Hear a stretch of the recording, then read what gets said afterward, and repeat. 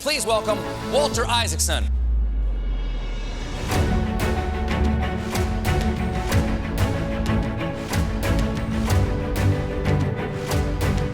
I always look for people who are innovative, who think out of the box. And these people have sort of an intuitive feel for creativity.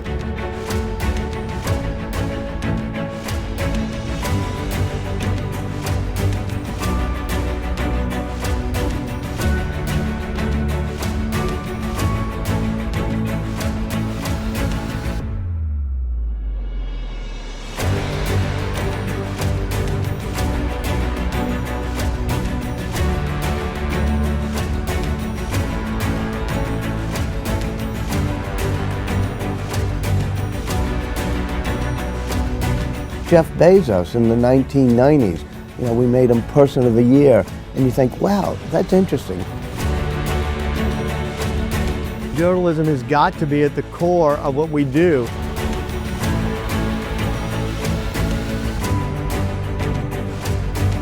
You said that categorizing yourself is a terrible mistake.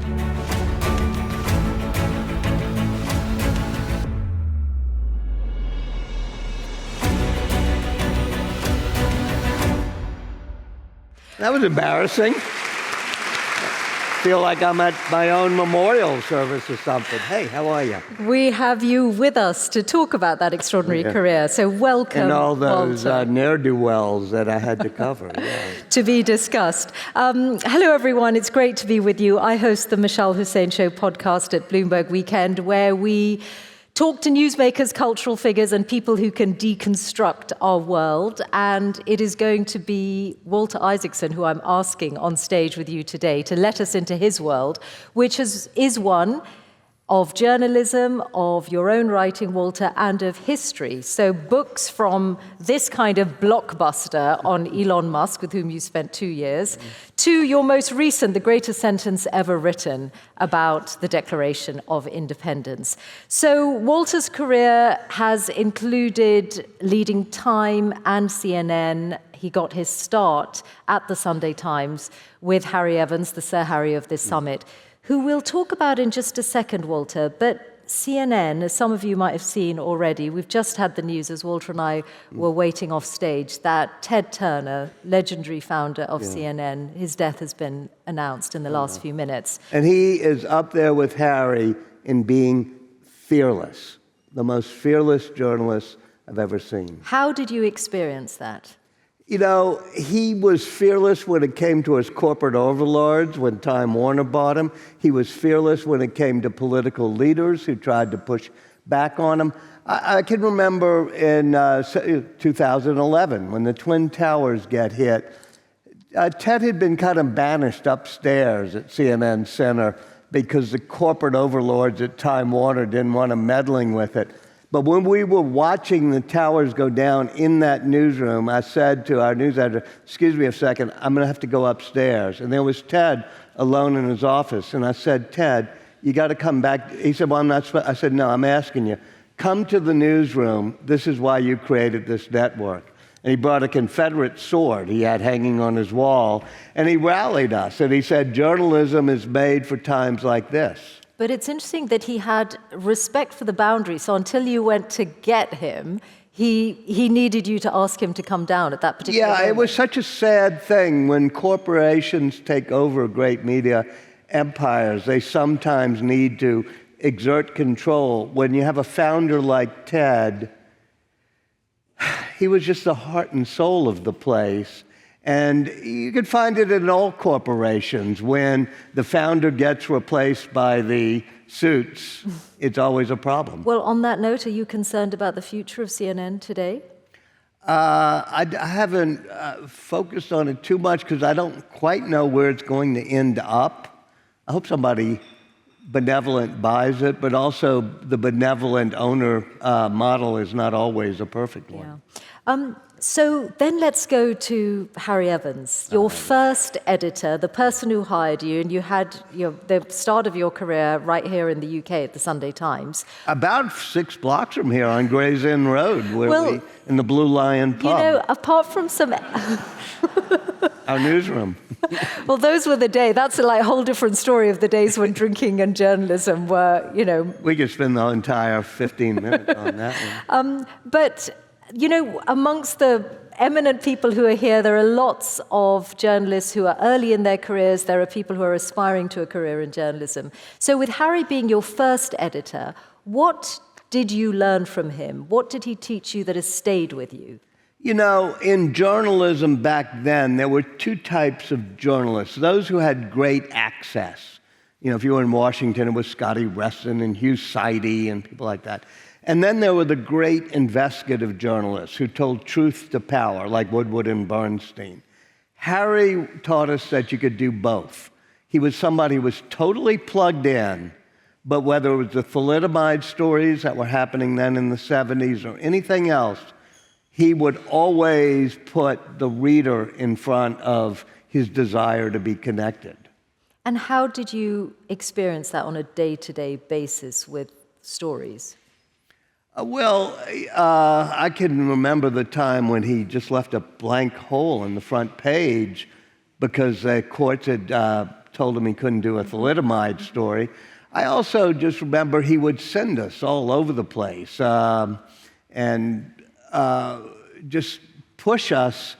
And there was something important, if I could raise the Insight team, because I think that did something new in journalism, which is being tough and creative is a team sport, a collaborative effort. And I remember doing a story once, I won't get into it, but it was up in Dundee with David Blundy and somebody else, and we were looking for this front page byline, and the Sunday the paper comes out, it just says, by the Insight team. And I realized you were more proud if he put the Insight team label on it than if he had put your name on the story. So there was an ego lesson there. Well, it was also that journalism is a collaborative effort. Yeah. Don't think it's all about you. And this is a problem journalism faces is the reporter thinks it's about the reporter. Yeah. And I wonder then, this point about access but retaining your journalistic distance and scrutiny, is that again something that has stayed with you when you work on something like this, where your subject, your biographical subject, is not only alive but very powerful, and you have had the kind of access that allows you time with them? Is that the kind of lesson that stood you in good stead? Yes. The fact that the people I've written about are very powerful, whether it be Steve Jobs or Musk or others, that's not intimidating. But I'll be honest, the thing that compromises you is if you do get very close to somebody, if you spend 2 years with them. It's not that I'm afraid that Elon Musk would do something to me with billions of dollars, but you get to know somebody so well, you have to force yourself to write things they're not going to like. And whether it's a Steve Jobs book or this book, there's a lot of things in it. But one of the things I go back to Harry that I learned from him, I remember once a story, nobody will remember, but there was a fire at an amusement park in the Isle of something, Summerland it was called. And I had to cover it, and I realized that they had locked the exit doors with a chain, so people had died. And I'm writing this story, and the guy, Sir Charles Forte, I think it was Forte, who owned it all, I ended up flying back on the same plane, and he started talking to me. And when I got back, I was so worried that, I was about to write a story that was going to really hurt this person. And Harry just said, you got the story, go with it, put aside your emotional feelings. It's an immense amount of time to spend with a person. And it felt that way. 2 years. Yeah, it didn't go quickly. What was it like? Let us into. Well, he's insane. He's not, but so was Ted. Look, if we're going to talk about the great Ted Turner, you spend time saying, is he crazy or is he crazy like a fox? And Elon Musk has a demon mode that's deeply unattractive. I mean, he just gets really dark and conspiratorial. Do you mean losing his temper, or more just No, his Grimes, opinions? his girlfriend, or one of his, maybe, whatever, Claire Boucher, called it demon mode. And what would happen is suddenly he would go dark. And you could see it happen. I remember one of the first times I was at a restaurant dinner, Grimes was next to me, and suddenly somebody says something to Musk, and she goes, demon mode. I said, what do you mean? She said, watch it, it's about to hit. And boom, he just went dark and mean and ugly on people. And he had both sort of an engineering mode, where he talked to you about exact heat shield on the Raptor engine. He had a giddy, funny mode, but he'd get into demon mode, and that made it difficult. And were there times along the way where you thought, what have I started? Should I be... Yeah, no, I always was looking for the exits, the exits. I was like, because when I started with him, he had just brought us into the era of electric vehicles. Tesla had sold 1 million electric cars, more than all the other companies by far combined. He had brought the astronauts up to the space station back, brought us into the era of having Starlink, everything. I said he must be riding high. And I thought it was going to be successful, interesting engineer story.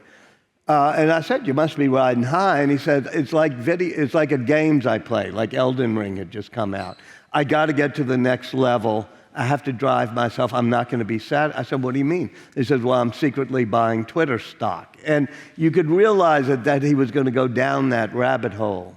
Do you think he saw Doge as just that, another level? And do you think he'll never admit to it, but do you think he's been burnt by that experience? Oh, he has been burned, and he knows he's been burned, and he will admit to it, but not soon. And what do you make of where he is on politics these days? Because about a year ago, in fact, almost exactly a year ago, I interviewed him on stage. It was not like this. It was a remote interview, and it was still the time. Yeah, it was. I was in Qatar. He was. Yeah, I was in the Qatar. Yeah, okay. On the West Coast, I guess. Yeah. And it was a very difficult experience. And he's not charming. No, and I don't think he likes journalists very much at all. And I don't think he gets questioned in that way very much at all. I mean, at one point he said, you ask interesting questions. At another point, he told me I was a non-player character. So there was kind of like, it was a mix of things. But what I really wanted to ask you is, in that conversation, he said he was done with political spending. We now know that didn't last, because campaign filings show that he's making political donations. Yeah, not much. I don't think he's deeply into politics right now. But he has his definite, populist, somewhat conspiratorial mindset, where it's on immigration or anything else, and he, will be posting about it. I suspect he was so burned by the, not just Doge, but by the White House, that he'll be giving some money, but I think it'll be a while before he throws himself back into politics. Okay, and maybe not on the scale ever that he spent on getting President Trump elected, which was massive. So your other subjects who have included, for your biographies, Walter, they've included Einstein, Kissinger, Steve Jobs, Jennifer Doudna, the biochemist who's behind CRISPR gene editing. I'm leaving Benjamin Franklin aside because I think he's a special case and we'll come to him separately. But what is it that links these people? What is it that you're looking for when you decide to invest this much time and energy? They're smart people, but, you've been in this trade as much as I have. Smart people are a dime a dozen. They don't usually amount to much. What matters is being imaginative, creative, thinking out of the box. And I kind of wandered down this path when I did Ben Franklin, then Einstein, and then Jobs, who said, do me next. And I'm like, all right, Ben Franklin, Albert Einstein, you arrogant little... But then I said, I'll do you when you retire in 30 years. And somebody said to me, no, he hasn't told you, he hasn't even told his board, but he got diagnosed the day before he took a walk with you, so you got to do him now. And that's when I started thinking, why do I do these books? And I asked him, I said, what? He said, because you like standing at the intersection of technology and the arts, of the humanities and the sciences. And that's where creativity occurs. So I have a lot of friends, like John Meacham or whatever, who write about presidents and people who write about powerful people. I've always liked to write about creative people, technological, scientific mindset. Hence the next one. Marie Curie, who's the final person you need to get us into the 20th century, because she had a great life, of course, but she's the one who she's the only person ever to win a Nobel in 2 sciences.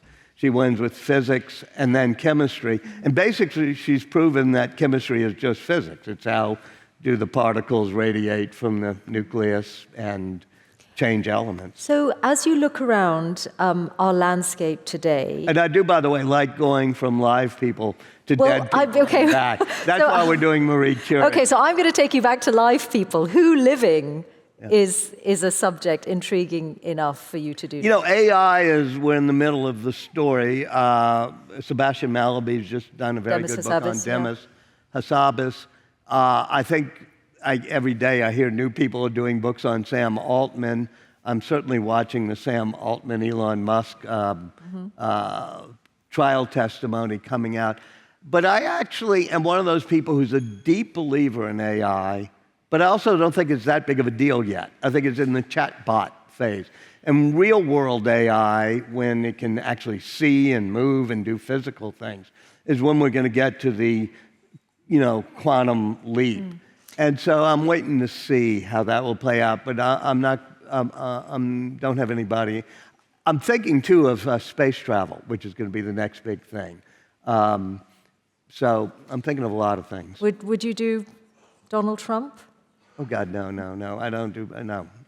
Well, I mean, you did Kissinger. I know that's not a politician in that kind of way, but... Well, Franklin was the closest to a politician, yeah. No, I wouldn't want to, no. Okay.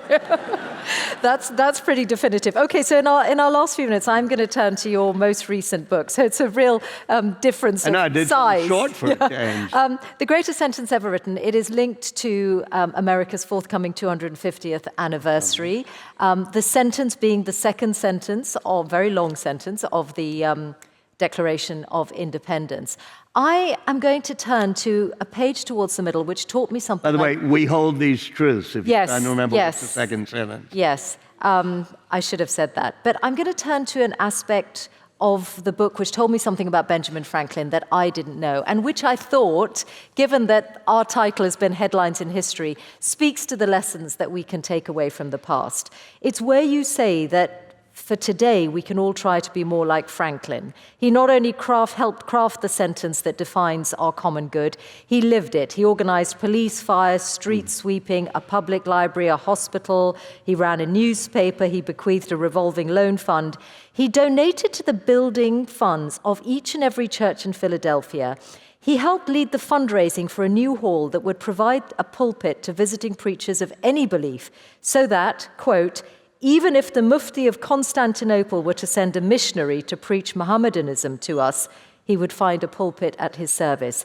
And on his deathbed, he was the largest individual donor to the Congregation Mikveh Israel, the first synagogue in Philadelphia. And so when he dies, instead of his minister accompanying his casket to the grave, all 35 ministers, preachers, and priests link arms with the rabbi of the Jews and march with him to the grave.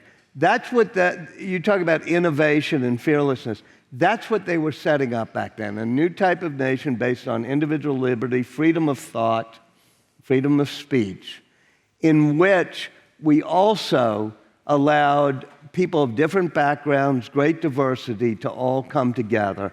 And this was something that didn't exist on Earth up until then. And you chose to bring that out in this short book, presumably because you think I presumably think in the 250th we ought to get back to why we in the United States created this nation. And we have drifted from those basic principles that approximately 80%, whether England, United States, could agree on. And yet social media, our politics, our current administrations have so divided us.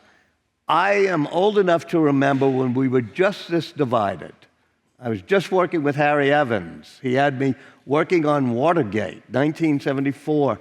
We'd gone through Vietnam, Watergate, the resignation of a president, riots, the assassinations of Kennedys and Kings. And we had the bicentennial in the United States. Rang the Liberty Bell, tall ships came up, and we all came together and healed as a nation. A few of us who write history got together 4 or 5 years ago and said, we got to help celebrate the 250th. You know, Meacham did American Struggle, Ken Burns had just done the Revolution. And I'm sad to say that somehow or another, even this anniversary hasn't helped remind us that we share certain values and we should not allow ourselves to be torn apart. Yeah, that's interesting to know the backstory that a group of you have been preparing for your response to this for some time. And Ken Burns has been one of my guests on the podcast. Walter Isaacson, I look forward to the next book. And thank you so much. Mishal, thank you. Thank you.